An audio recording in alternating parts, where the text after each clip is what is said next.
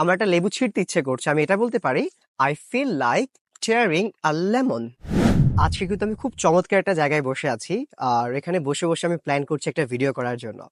So, আমরা কিন্তু অনেক সময় অনেক কিছু করার জন্য প্ল্যান করি, সেটা আমরা ইংরেজিতে কিভাবে বলবো? এটাকে আমরা বলবো প্ল্যানিং টু। যেমন আমি একটা ভিডিও করার প্ল্যান করছি, I am planning to make a video. আমি ইংরেজি শেখার প্ল্যান করছি, I am planning to learn English.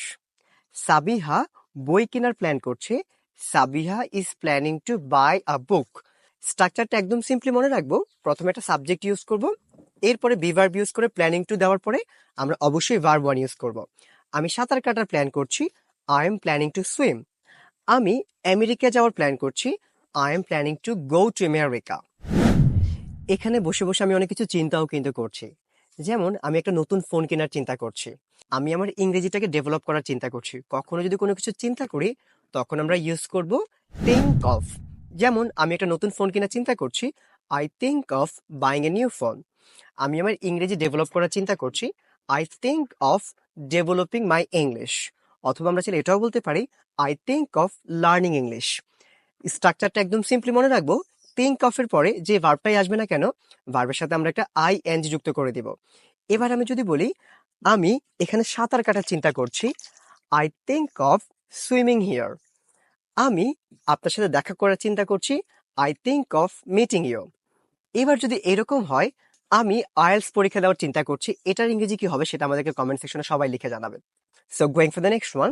আমাদের জীবনে কিন্তু আমাদের অনেক ইচ্ছে থাকে, সো এই ইচ্ছের কথাটা আমরা ইংরেজিতে বলতে চাই, তখন আমরা ইউজ করি ফিল লাইক।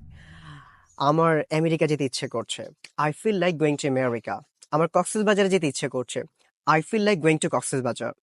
আর এটা হচ্ছে পেয়ারা বাগান, সো আমার ইচ্ছে করছে এই সুন্দর জায়গাটা আপনাদেরকে দেখাতে, I feel like seeing you this beautiful place. এখন একটা প্র্যাকটিক্যাল এক্সাম্পল দেখি। আমার একটা লেবু ছিঁড়তে ইচ্ছে করছে, I feel like tearing a lemon. So tear মানে ছিঁড়ে ফেলা, I feel like tearing a lemon. Well, so কখনো যদি আপনার কোনো কিছু ইচ্ছে করো, এখন তো একদম সিম্পলি বলবেন ফিল লাইক, আর ফিল লাইক এর পরেও যে ভার্বটাই আসবে ভার্বের সাথে আই এন যুক্ত করব। ওয়েল, সো আজকের ক্লাসে আমরা বেসিক তিনটি স্ট্রাকচার শিখলাম। কখনো যদি কোনো কিছু প্ল্যান করেন, তখন আপনি বলবেন আই এম প্ল্যানিং। সামারা প্ল্যান করছে, সামারা ইজ প্ল্যানিং। আমরা প্ল্যান করছি, উই আর প্ল্যানিং। এখন কিসের কিসের প্ল্যান করছেন সেটা আমাকে কমেন্ট করে জানাবেন। এরপরে আমরা আমাদের অনেক চিন্তার কথা বলতে চাই। আমি একটা নতুন ফোন কেনার কথা চিন্তা করছি, আমি একটা নতুন বই কেনার কথা চিন্তা করছি। সো কখনো চিন্তা করার কথা হলে আমরা ইউজ করব think of. Simply think of এর পর আমরা ভার্বের সাথে আই এন যুক্ত করব। এরপরে আমরা যদি কখনো কোনো কিছু ইচ্ছে করে, তখন আমরা ইউজ করব ফিল লাইক। আর যদি ইচ্ছে করছিল হয়, তখন ইউজ করব ফেল্ট লাইক। ওকে, কোনো কিছু ইচ্ছে করছিল। ওয়েল, সো আজকের ক্লাসে আমরা একদম সিম্পলি শিখে ফেললাম কিভাবে think of, feel like and planning to use করতে হয়। I hope you find this video very interesting, and if you like this video, please do share it with your friends and family. I think they can learn many things from this video. Thank you, and I'll see you again. Goodbye.